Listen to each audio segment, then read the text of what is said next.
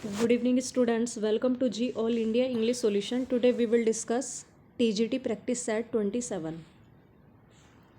Michael is a pastoral poem that presents the pathetic life of a shepherd, Michael. What is the name of his son, Luke? Michael एक pastoral poem है जो shepherd एक गडरिया Michael है उसकी एक दयनीय जीवन को वो प्रेजेंट करती है। उसके बेटे का नाम क्या है तो ल्यूक। और ये माइकल पोयम लिखी है विलियम वर्ड्सवर्थ ने। Next question, Wordsworth mention about Burns and Chatterton in the poem resolution and independence. Wordsworth mention about Burns and Chatterton in the poem में बर्न्स और चैटरटन का वो वर्णन करते हैं। वो कौन सी पोयम में करते हैं तो रेजोल्यूशन एंड इंडिपेंडेंस में। नेक्स्ट क्वेश्चन है, not without hope we suffer and we mourn, where does this line appear तो Peel Castle is written by William Wordsworth. तो not without hope we suffer and we mourn कि बिना आशा के हम सफ़र नहीं करते और ना ही हम विलाप करते हैं। तो हम आशा करेंगे ना तो ही हम सफ़र करते हैं और विलाप करते हैं। तो this line is from Peel Castle. Next question, the poem Elegiac Stanzas was suggested by a picture of Peel Castle in a storm painted by Sir George Beaumont। ये पोयम है इलेजिएक स्टैंजास जो कि सजेस्ट किया है एक picture पील castle इन अ storm के द्वारा और पेंट की गई है सर जॉर्ज ब्योमोंट के द्वारा। नेक्स्ट क्वेश्चन है, the language of poetry is a selection of real language of man in a state of vivid sensations, whose comment is this William Wordsworth. कि जो पोइट्री की भाषा है ना वो रियल लैंग्वेज का चुनाव होती है। मनुष्य की जो रियल लैंग्वेज होती है उसका सिलेक्शन होती है। विविड सेंसेशंस अनुभूतियों की अवस्था में। तो whose opinion is this? William Wordsworth. Next question है, consider the following quotes, find the incorrect.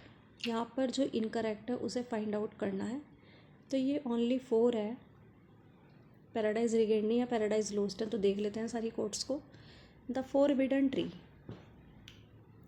ये अपीयर हुआ है the forbidden tree in Paradise Lost, composed by John Milton. Next, what in me is dark illumine, मेरे अंदर जो भी अंधकारपूर्ण है, अज्ञानता है, उसे दूर करो। जो मेरे अंदर अंधकार है उसे प्रकाशित करो। This line has been taken from Paradise Lost. Justify the ways of God to man, कि ईश्वर ने जो भी रास्ते मनुष्य के लिए बनाए हैं वो न्यायोचित है। This line has also been taken from Paradise Lost. And what though the field be lost? What though the field, क्या फ़र्क पड़ता है इससे यदि फील्ड लोस्ट भी हो गया। जब इन्हें सैटर्न को पैराडाइज से निकाल दिया जाता है तब वो लाइन बोलता है जब वो हेल में जाता है, नरक में चला जाता है। क्या हुआ यदि ये फील्ड भी लॉस हो गया तो this line has been taken from Paradise Lost, not Paradise Regained। तो only 4 is incorrect। और ये सैटर्न की लाइन है, what though the field be lost। Next question is,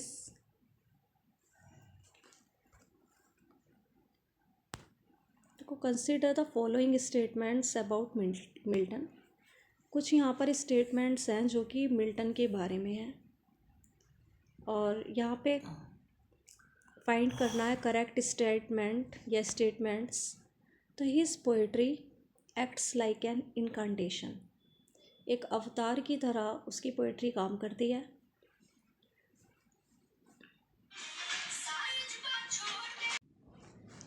this is by Macaulay. Next, Milton wrote no language. ये भी comment किया है, Johnson ने करा है मिल्टन के ऊपर कि मिल्टन ने कोई लैंग्वेज नहीं लिखी। Next, Milton was a passionate man who lived in passionate time. Milton एक पैशनेट मैन है, एक भावुक व्यक्ति है जो कि पैशनेट टाइम पर रहता है, भावनाओं के समय ही रहा है। जॉन कैन बेली ने लिखा है ये, जॉन कैन बेली, मिल्टन के बारे में।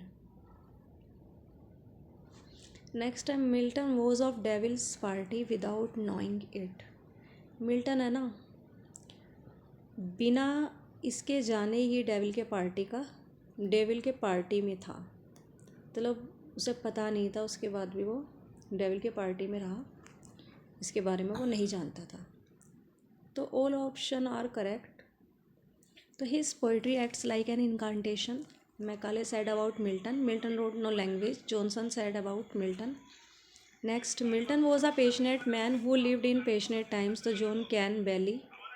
Next है, Milton was of Devil's Party without knowing it. तो William Blake said about Milton. Next है, Comus 1634 is Milton mask or mask. Comus 1634 ये मिल्टन का मास्क है।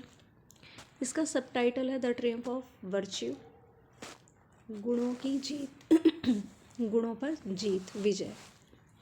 ये एक मास्क है जो कि पवित्रता के सम्मान में लिखा गया है और it is first presented on Michaelmas 1634 before John Egerton first Earl of Bridgewater at Ludlow Castle in celebration of the Earl's new post as Lords President of Wales।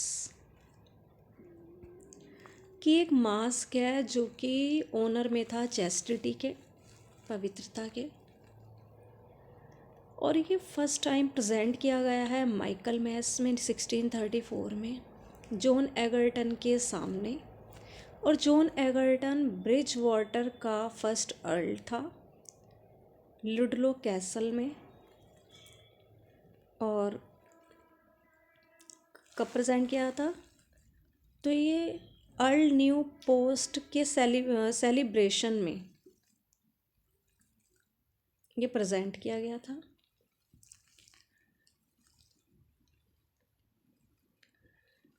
Lord president of Wales के रूप में, Lord president of Wales के रूप में। Poem एक victory है virtue की, कि मतलब बुराइयों पर अच्छाई की जीत दिखाई गई है पोएम में। It is a story of two brothers and their sister. यहाँ कहानी है दो भाइयों की और इनकी बहनों की, उनकी बहन की, एक सिस्टर है, दो भाई हैं। Who requested Milton to write this masque. किसने रिक्वेस्ट की थी मिल्टन से ये मास्क लिखने के लिए, तो Henry लोवेस। Next question, I thought it best to be traveling for amusement abroad while my fellow citizens were fighting for liberty at home. Whose statement is this? Milton. I thought it best to be traveling for amusement abroad. मैंने सोचा था कि मैं जो abroad में मैं travel करूं तो सिर्फ अम्यूज़मेंट के लिए करूं, मनोरंजन के लिए। While my fellow citizens were fighting, अगर मान लो मेरे जो फेलो सिटीजन्स हैं वो घर पर स्वतंत्रता के लिए लड़ रहे हैं और मैं एब्रोड जाने के लिए मतलब सोच रहा हूँ मैं, तो ये बहुत ज़्यादा तुच्छ सोच होगी मेरी, घटिया सोच होगी। तो whose statement is this? Milton.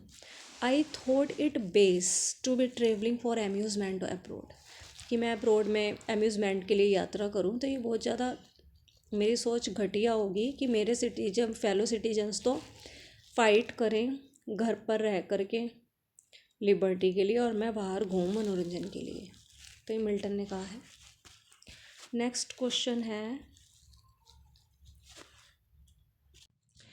इस वीडियो को यहीं फिनिश करना होगा, इसके ऑप्शंस तो यहाँ पे कंप्लीट नहीं है। Thanks for watching this video, please like, subscribe and share.